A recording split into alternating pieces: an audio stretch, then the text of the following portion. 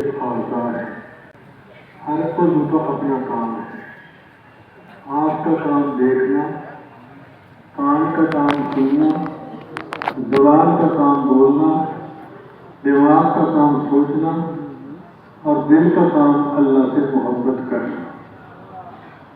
دل بہرے محبت ہے، محبت یہ کرے گا، لاکھ اس کو بچا تو یہ کسی پر تو مرے گا۔ آنکھ دیکھے بغیر نہیں رہتی، دل محبت کیے بغیر نہیں رہتا۔ پتھر سے ہو، خدا سے ہو یا پھر کسی سے ہو، آتا نہیں ہے چین محبت کیے بغیر۔ اب یہاں پر ایک نقطہ ذہن میں آتا ہے کہ جب دل نے محبت کرنی ہے تو کیوں نہ اللہ سے محبت کرے۔ کسی شاعر نے کہا، سونی شکل سے عاشق ہونا ایک ہی ہے دانائی، سونی شکل سے عاشق ہونا ایک ہی ہے دانائی، عاشق بن اس رب سونے کا جس سے شکل بنائی۔ جس اللہ نے یہ شکل بنائی ہے ہم اس سے کیوں نہ کریں۔ اب یہاں پر ایک سوال ہے کہ اللہ تعالیٰ نے مومنوں کو محبت کرنے کا حکم نہیں دیا، صرف اطلاع دیا۔ یہ جملہ خبریہ بنتا ہے کہ ایمان والے اللہ سے شدید محبت کرتے ہیں۔ تو مفسرین نے اس کا جواب دیا کہ جو حسن جمال والے ہوتے ہیں وہ اپنی زبان سے کسی کو نہیں کہتے کہ ہم سے محبت کرو، وہ صرف یہ چاہتے ہیں کہ دوسرے کو پتہ نہ چاہیے ہمارا حسن جمال کیسا ہے، پھر وہ بے اختیار ہم سے محبت کرے گا۔ تو اگر ہم اللہ رب العزت کی صفات کو سامنے رکھتے تو دل کہتا ہے کہ محبت اللہ ہی سے کرنی چاہیے۔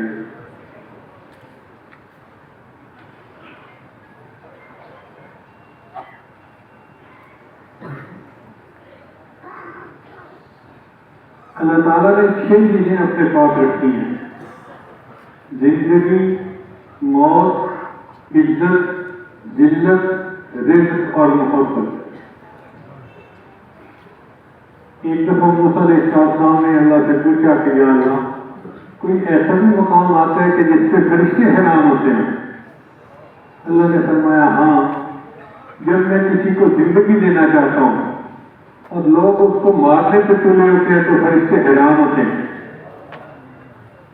اور جب میں کسی کو موت دینا چاہتا ہوں اور لوگ اس کو بچانے پہ تلے ہوئے ہوتے ہیں تو فرشتے حیران ہوتے ہیں، جب میں کسی کو عزت دینا چاہتا ہوں اور لوگ اس کو ذلیل کرنے پہ تلے ہوتے ہیں تو فرشتے حیران ہوتے ہیں، اور جب میں کسی کو ذلیل کرنے پہ آتا ہوں اور لوگ اس کو عزت دینے پہ تلے ہوتے ہیں تو فرشتے حیران ہوتے ہیں۔ اسی طرح رزق میں نے اپنے ہاتھ میں رکھا ہے کہ جب میں کسی کو رزق دینا چاہتا ہوں اور لوگ اس سے رزق لینا چاہتے ہیں تو فرشتے حیران ہوتے ہیں۔ اور آخری چیز کہ محبت میں نے اپنے پاس رکھی ہے۔ جو بندہ مجھ سے محبت کرے، پہلے میں اس سے محبت کرتا ہوں پھر وہ مجھ سے محبت کرتا ہے۔ اللہ تعالیٰ قرآن مجید میں فرماتے ہیں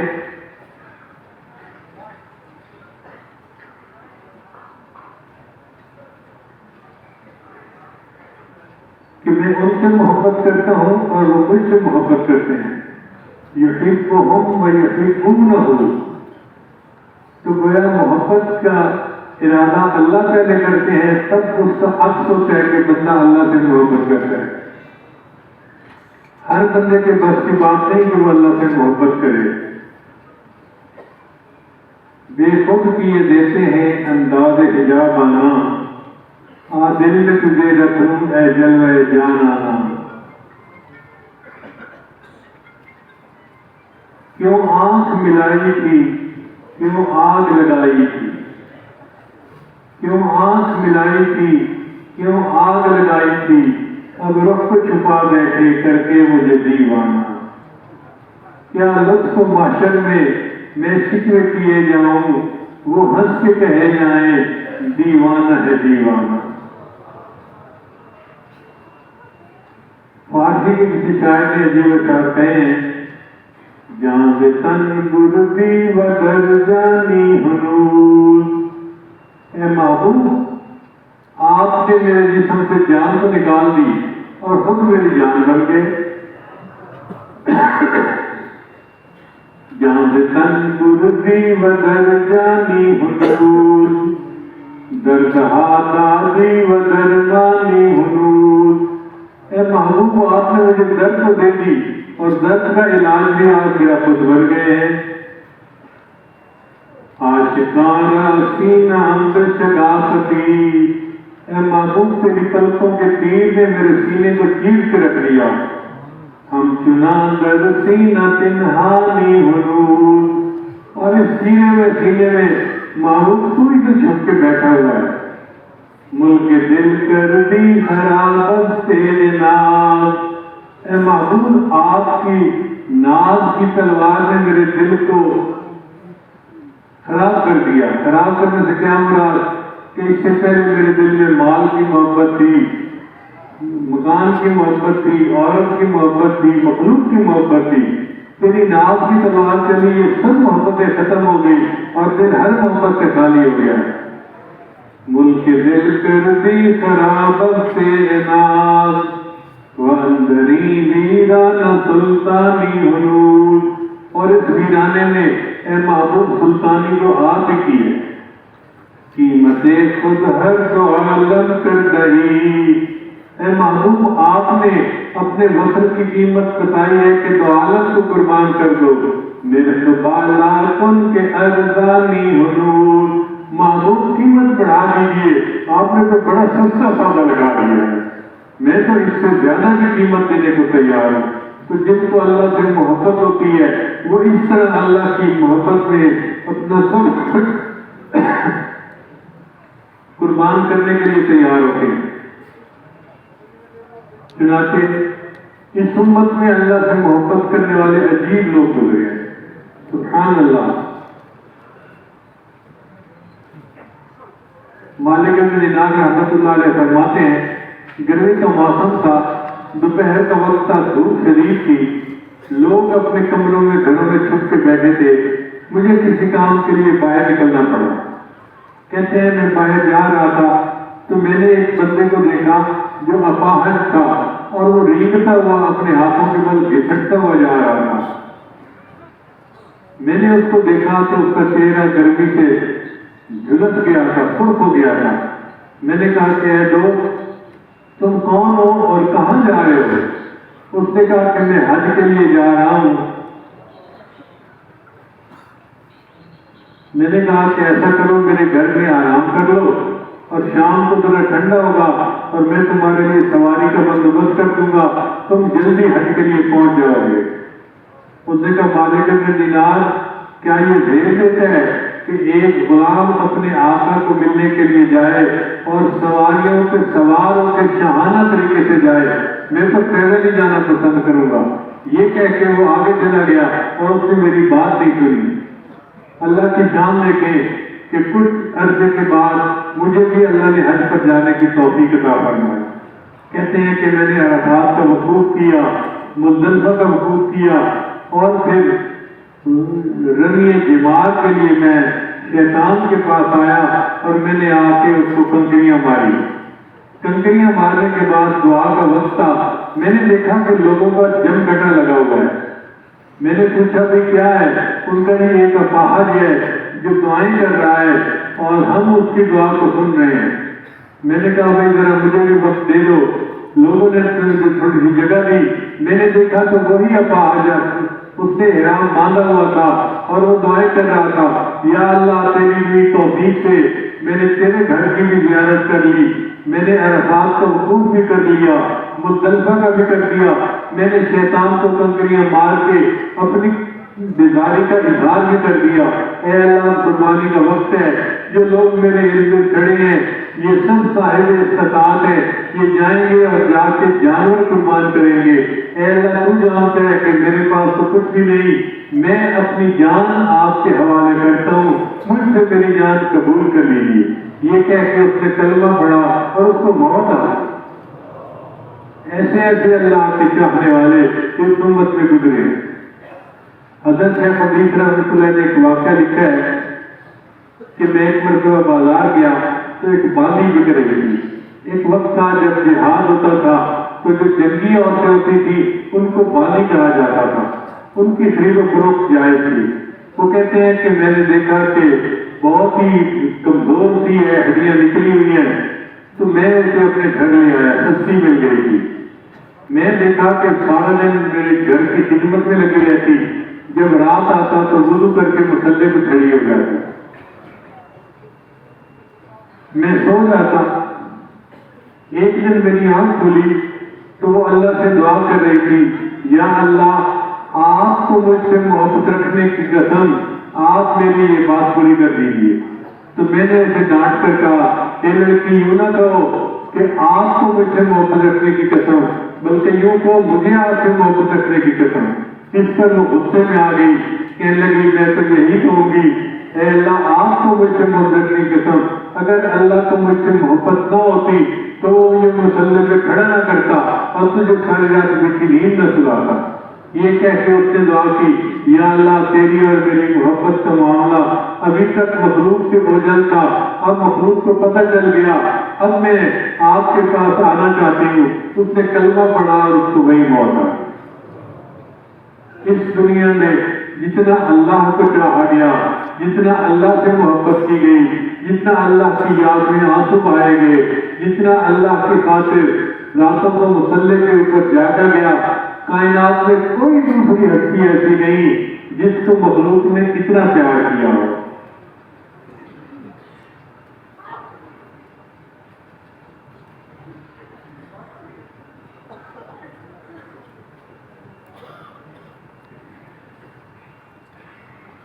سرائکی کے ہمارے بزرگ گزرے خواجہ غلام فرید رحمۃ اللہ علیہ، ان کے چند اشعار سنیے، فرماتے ہیں، عشق خدا یارو نار غضب دی، تیرے کو قسمت وچ منج پئی ہاں تے سڑ بج گئی ہاں۔ عشق خدا یارو نار غضب دی، تیرے کو قسمت وچ منج پئی ہاں تے سڑ بج گئی ہاں۔ چولا برکا صبر دا میرے ہو گیا تھیاں تھیاں تے چپ کر گئی ہاں۔ ماں پیو ویر بھی یاد نہ میں کو تے اتو تانے دیوڑ سیاں تے سیدھی رہی ہاں۔ غلام فرید ایاک سجننو میں در پہ دیتے پئی ہاں تجھے ہو گئی ہاں۔ غلام فرید ایاک سجننو میں در پہ دیتے پئی ہاں تجھے ہو گئی ہاں۔ دوسری جگہ وہ فرماتے ہیں، تن تندور تے ہڈیاں بالن اساں ہاواں نال تپایا، تن تندور تے ہڈیاں بالن اسی ہاواں نال تپایا، کب کب بکیاں پیڑے کیتے اتو عشق پلیٹھن لایا، تن دی ہانڈی تے من دا سالن اسی اتو لون صبر دا پایا۔ غلام فرید میں ساری ٹیڈی دس ہوں اعتبار ہی آیا۔ تو جن کو اللہ سے محبت ہوتی ہے وہ اس طرح اللہ کی یاد میں اپنی زندگی گزارتے ہیں۔ حدیث مبارکہ میں آتا ہے اللہ تعالیٰ کو دو بندوں کی محبت ہے اور اللہ ان سے فخر فرماتے ہیں۔ ایک قافلہ چل رہا تھا، تھکے ہوئے اپنی منزل پہ پہنچے، سب سو گئے تھکاوٹ کی وجہ سے، مگر ایک بندے نے وضو کیا اور وہ مسلے پہ کھڑا ہو گیا۔ اس کو دیکھ کے اللہ فخر فرماتے ہیں فرشتوں میں اور کہتے ہیں دیکھو یہ میرا کتنا اچھا بندہ ہے کہ اس نے نیند قربان کی اور میری یاد میں کھڑا ہو گیا۔ اور دوسرا وہ بندہ کہ جس کی نوجوان بیوی اس کے پاس موجود ہے، وہ چاہے تو اس کے ساتھ وقت گزار دیتا ہے، مگر اس جوانی میں وہ اپنی خواہشات کو قربان کر کے تہجد کے لیے اٹھتا ہے اور اللہ کے سامنے ہاتھ پھیلاتا ہے، اللہ اس سے خوش ہوتے ہیں اور ان دو بندوں کی محبت پہ اللہ فخر فرماتے ہیں۔ شاعر نے کہا تیرے عشق نے مجھے غم دیا، تیرے عشق نے مجھے غم دیا، میرے غم کی عمر دراز ہو، تیرے عشق نے مجھے غم دیا، میرے غم کی عمر دراز ہو، وہ مقام آئے میرے خدا، میرے عشق پہ تجھے ناز ہو۔ کاش کہ وہ مقام آئے اللہ ہماری محبت پہ آپ کو ناز ہو۔ ابھی ارشاد کی چند نشانیاں ہوتی ہیں۔ پہلی نشانی کے یہ تہجد میں کھڑے ہوتے ہیں۔ اللہ تعالیٰ فرماتے ہیں اپنے معبود کو وَمِنَ اللَّيْلِ فَتَهَجَّدْ بِهِ نَافِلَةً لَكَ عَسَىٰ أَن يَبْعَثَكَ رَبُّكَ مَقَامًا مَحْمُودًا۔ یہ ہو نہیں سکتا کہ تہجد کا وقت ہو اور اللہ سے محبت کرنے والا اس وقت سویا ہو۔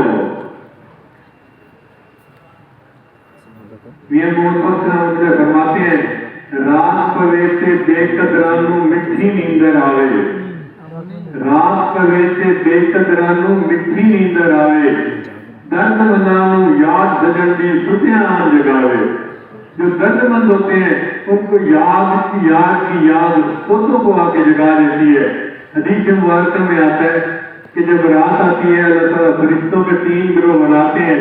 ایک تو کہتے ہیں دیکھو فلاں فلاں میرے مقبول بندے ہیں، تم جاؤ اور ان کو پڑھ مار کے جگا دو تاکہ یہ اٹھ کے میرے سامنے ہاتھ پھیلائے اور میں ان کے دامن بھر دوں۔ اور دوسرے گروہ کو فرماتے ہیں جاؤ اور فلاں فلاں میرے بندے یہ علماء ہیں، یہ مقرب ہیں، یہ نیک ہیں، سارا دن دین کے کام میں لگے رہتے ہیں، ان کی کروٹ بدل دو، یہ چاہیں گے تو اٹھ کے تہجد پڑھیں گے اور چاہیں گے تو لیٹے رہیں گے، میں ان کے جاگنے پہ بھی خوش ہوں، میں ان کے لیٹنے بھی خوش ہوں۔ اسی کے لیے حدیث پاک میں آیا نوم العلماء عبادت، علماء کی تو نیند بھی عبادت ہوتی ہے۔ اور پھر تیسرا گروہ ہوتا ہے اللہ فرماتے ہیں جاؤ فلاں فلاں بندے میرے ناپسندیدہ بندے ہیں، جاؤ اور ان کے اوپر پہرا دو، میرے مقبول بندوں کے اٹھنے کا وقت ہے، کہیں یہ مردود نہ اٹھ جائیں، میں ان کی شکل دیکھنا پسند نہیں کرتا۔ تو فرشتے بھی سنا لیتے ہیں اور بندہ اس وقت اٹھ ہی نہیں سکتا۔ تو یہ جو کہتے ہیں نا جی کہ ہم تہجد نہیں پڑھتے، نہیں یہ بات نہیں ہے، بلکہ اللہ تعالیٰ اس وقت ہماری شکل دیکھنا ہی پسند نہیں کرتے، اس لیے ہمیں اٹھنے کا موقع ہی نہیں دیتے۔ دعا ہے کہ اللہ تعالیٰ ہمیں تہجد کی پابندی عطا فرمائے۔ دوسری نشانی کہ ہر کام میں سنت کی پیروی۔ عاشق کی دوسری نشانی یہ ہوتی ہے اس کا ہر عمل قول فعل چال ڈھال کھانا پینا سب کچھ سنت کے مطابق ہوتا ہے۔ اور تیسرا یہ کہ وہ غمزدہ ہوتے ہیں۔ نبی نے سامنے فرمایا الحزن رفیقی، حزن میرا ساتھی ہے، تو ان کے دل مغموم رہتے ہیں اللہ سے۔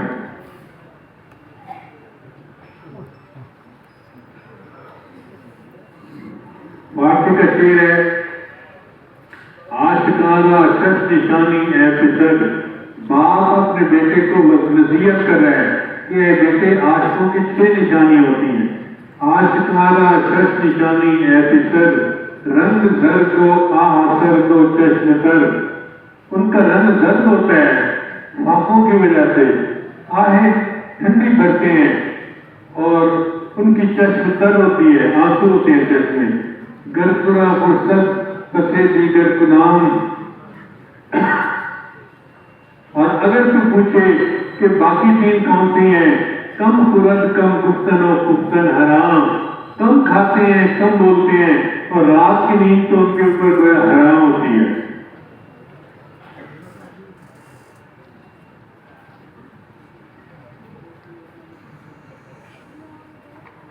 عاشق دا کم رونا دھونا، تے بن رون نہیں منظوری، دل روے چاہے اکھیاں روئن، تے وچ عشق دے رون ضروری، کوئی تیرو میں دیگ دی خاطر تے کوئی روندے وچ حضوری تے آدم عشق وچ رونا پیندا باویں وصل ہوئے باویں دوری. اور انہوں نے اعتراض کا جیڑا لطف ہرون اندر وچ بیان نہ آوے رونا دل دی میل اتارے نالے رکھڑے یار مناوے تے یاد خدا وچ رون والا کدی دوزخ وچ نہ جاوے. ایک نشانی یہ ہوتی ہے کہ ان کو قرآن مجید پڑھنے سے محبت ہوتی ہے. وہ قرآن مجید کو پڑھتے ہیں تو لطف لے کے پڑھتے ہیں, مزے لے کے پڑھتے ہیں,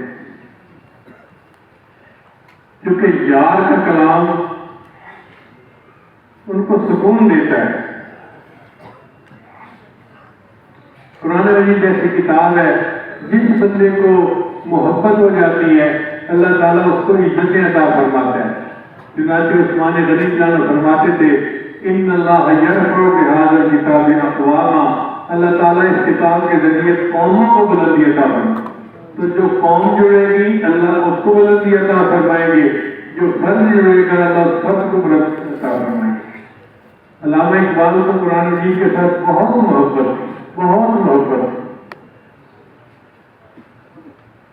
مجھے ہمیشہ یہ اشکال رہتا تھا کہ یہ بندہ تہجد گزار تھا اور قرآن مجید سے اتنی محبت کرتا تھا, یہ داڑھی کو مونتا تھا.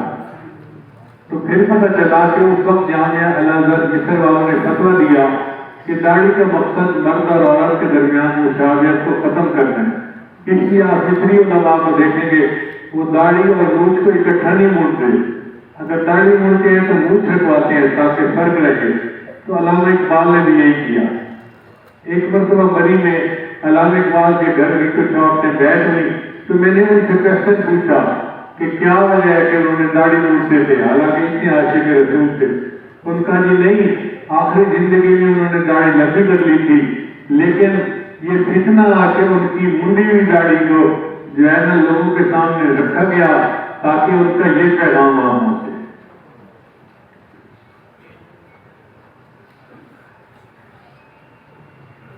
علامہ اقبال اپنی تہجد گزاری کے بارے میں فرماتے ہیں زمستانی ہوا میں گرجتی تھی شمشیر کی تیزی. زمستانی ہوا سے مراد یہ کہ یورپ لندن کا جو اریاں ماحول تھا اس کی بات کر رہے ہیں. زمستانی ہوا میں گرجتی تھی شمشیر کی تیزی نہ چھوٹے ملک لندن میں بھی آداب سیر تیزی. اس کا مطلب یہ کہ لندن میں جا کے بھی وہ تہجد کی نماز ادا کیا کرتے تھے. مجھے اپنی زندگی میں علامہ اقبال کی کچھ نظم میں سب سے پہلے متاثر کیا. میں اس وقت کالج میں پڑھتا تھا اور اکثر میں اس کو گنگنایا کرتا تھا. ایجاد ہے کسی کا یا گردش زمانہ ٹوٹا ہے ایشیا میں سہرے فرنگیانہ. تعمیر آشیاں سے میں نے یہ راز پایا اہل نوا کے حق میں بجلی ہے آشیانہ. یہ بندگی خدائی وہ بندگی گدائی یا بندے خدا بن یا بندے زمانہ. اے لا الہ کے وارث باقی نہیں ہے تجھ میں گفتار دلبرانہ کردار کاہرانہ. تیری نگاہ سے دل سینوں میں کانپتے تھے, تیری نگاہ سے دل سینوں میں کانپتے تھے. کھویا گیا ہے تیرا جذبے کلندرانہ. پھر ان کا ایک کلام اور میں نے پڑھا تو میری محبت اور بڑھی. کیا عجیب کلام ہے. کہتے ہیں لوح بھی تو قلم بھی تو تیرا وجود الکتاب. نبی اسلام کی شان میں کہتے ہیں لوح بھی تو قلم بھی تو تیرا وجود الکتاب. گنبد آبگین رنگ تیرے محیط میں ہے باب. یعنی یہ جو گنبد آبگین رنگ ہے یہ تیرے محیط میں تو ایک گنبدے کی مانند ہے. شوکت سنجرو سلیم تیرے جلال کی نمود. فکر جنید و بایزید تیرا جمال بے نقاب. شوکت سنجر و سلیم، یعنی سنجر و سلیم کی جو شوکت تھی، جاہ و جلال تھا، وہ تیرے جلال کی نور. فقر جنید و بایزید تیرا جمال بے نقاب، اور جنید اور بایزید کا جو فقر تھا وہ تیرا جمال بے نقاب ہے. تیری نگاہ ناز سے دونوں مراد پا گئے، عقل خیال و جستجو، عشق حضور و اضطراب. پھر ان کا فارسی کا ایک کلام ہے، تو غنی از ہر تو عالم من فقیر. اے اللہ تو دو عالم سے غنی ہے اور میں فقیر ہوں. روز محشر کو برائے من پذیر. اے اللہ قیامت کے دن میرے عذروں کو قبول فرما لینا. گر تمہیں بینی نگہ حسابم ناگزیر. اگر اللہ تو یہ فیصلہ کرے کہ نہیں میرا حساب لینا ضروری ہے، اب نگاہ مصطفیٰ پنہا مگیر، تو کیا میرا حساب مصطفیٰ کریم کی نگاہوں سے وجل لینا، مجھے ان کے سامنے کے زندگی میں اٹھانی پڑے.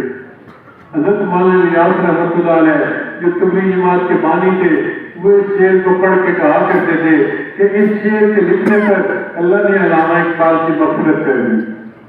پھر انہوں نے مولانا نذور نعمانی کے ذمہ میں لگایا کہ علامہ اقبال نے دعوت و تبلیغ کے بارے میں جو باتیں لکھی ہیں وہ مجھے جمع کر کے دو کہ میں اسے تبلیغ کے اصولوں میں شامل کروں. علامہ اقبال کو قرآن میں سے کتنی محبت تھی ذرا غور سے سنیے. فرماتے ہیں، گر دلم آئینہ بے جوہر. اے اللہ اگر میرا دل بے جوہر آئینہ ہے، گر بے حرفم غیر قرآن مرد، اور اگر میری بات میں قرآن کے علاوہ کوئی بات ہے، پردہ ناموس فکرم چاک کن. اے اللہ میرے ناموس کے پردے کو چاک کر دے. شاہ کا راز خارا خاک کن، اس پھولوں کی پیالی کو کانٹے سے پاک کر دے. روز محشر خار میرا عجیب بات کی ہے.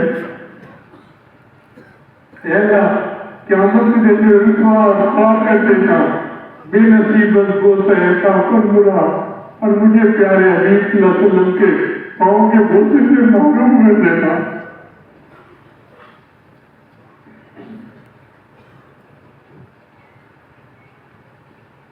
اس قرآن کی محبت نے پھر ان کو ایک عالمگیر شخصیت بنا دیا. اس لیے مولانا روم رحمۃ اللہ کو پیر رومی کہتے ہیں اور اپنے آپ کو مرید ہندی کہتے ہیں.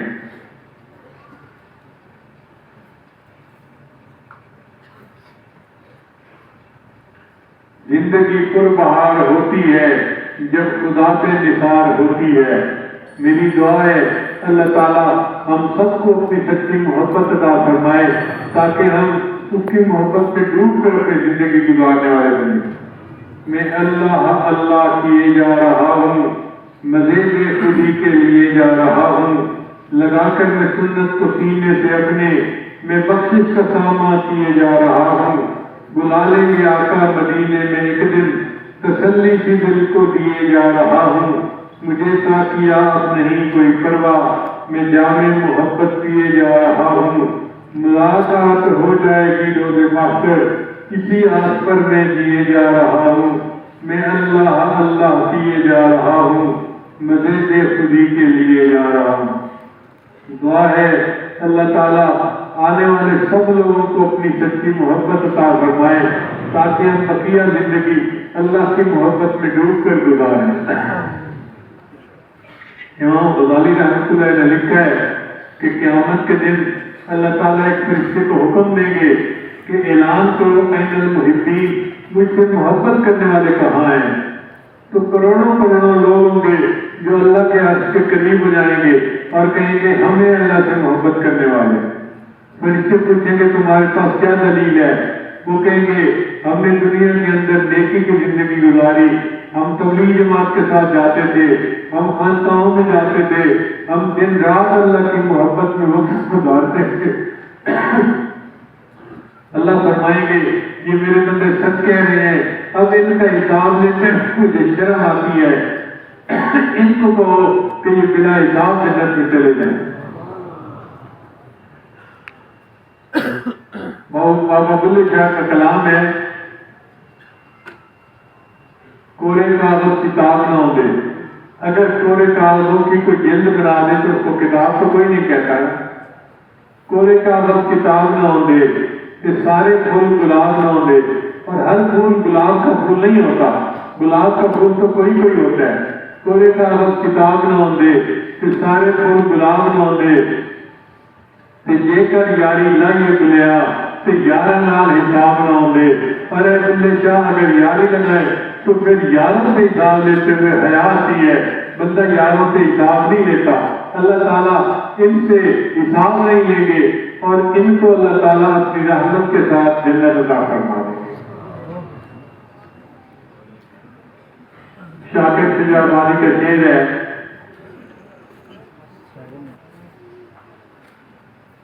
اتنا جو بھوگ بھوگے ہیں اتنا اس کی جزا ملتی. یعنی یہاں پہ ہم نے جو مجاہدے کیے ہیں وہاں میں قیامت میں اس کا اجر ملے گا. اتنا جو بھوگ بھوگے ہیں اتنا اس کی جزا ملتی. تھکیرے سارے لے لیتے سب تھکاوٹیں اتر جائیں گے. اتنا جو بھوگ بھوگے ہیں اتنا اس کی جزا ملتی. تھکیرے سارے لے لیتے نبی ملتی خدا ملتی.